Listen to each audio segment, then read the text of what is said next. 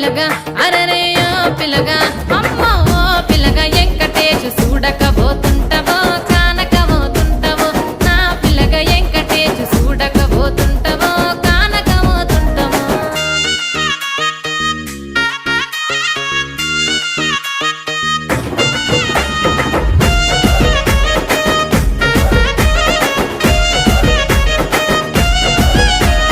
మన ఊరిలో నన్ను మించే అందమెవరికున్నదో అందగత్తె నేను రో ఆస్తి పాస్తులెన్ని ఉన్న నిన్నే కోరుకు